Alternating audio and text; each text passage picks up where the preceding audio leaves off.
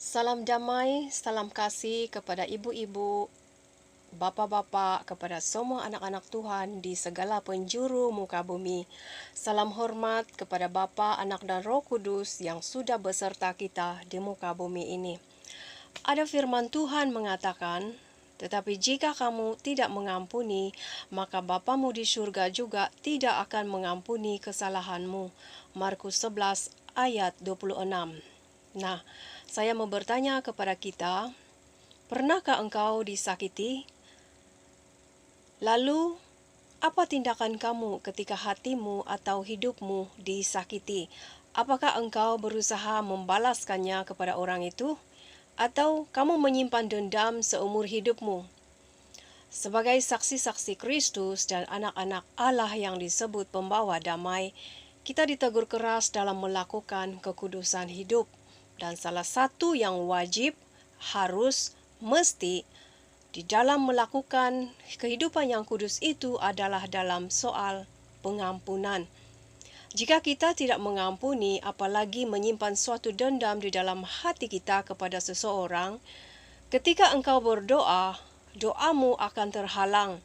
Firman Tuhan mengatakan, dan jika kamu berdiri untuk berdoa, ampunilah dahulu sekiranya ada barang sesuatu dalam hatimu terhadap seseorang, supaya juga Bapamu yang di surga mengampuni kesalahan-kesalahanmu. Markus 11 ayat 25.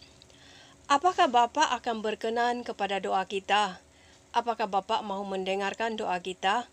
Ketika hati kita syarat dengan dendam dan benci, tidak Bapak Ibu, malah hatimu sendiri tidak damai, tidak tentram.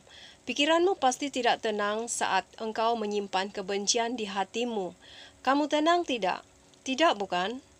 Bapa Surgawi juga pasti tidak berkenan dengan doa-doamu karena Bapa sendiri tidak berkenan untuk mengampuni dosa-dosa kita jika kita tidak mahu memaafkan kesalahan orang lain.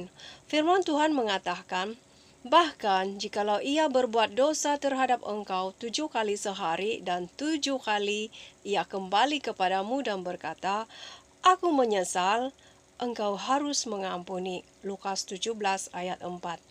Nah, ini bagus Bapak Ibu, sebab orang itu berkata ia menyesal dan memohon ampun.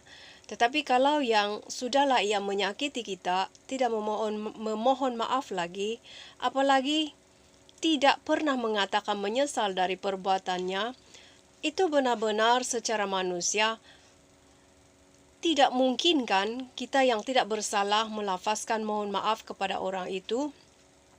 Kita loh yang mohon maaf, mampu tidak? Tetapi anak-anak terang tidak boleh mempertahankan ego diri Bapak Ibu.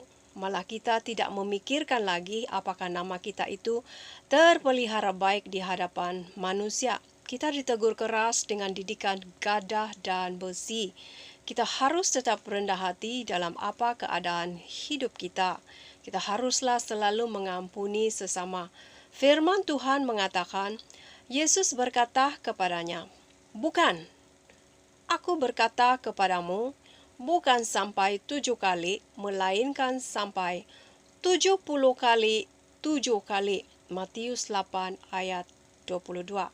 Nah, keras sekali peringatan Tuhan. Katanya, bukan, tanda seru, bukan. Ada tanda seru Bapak Ibu. Itulah pengampunan kita kepada sesama, tanpa batas, tidak terhitung, sampai jantung kita copot.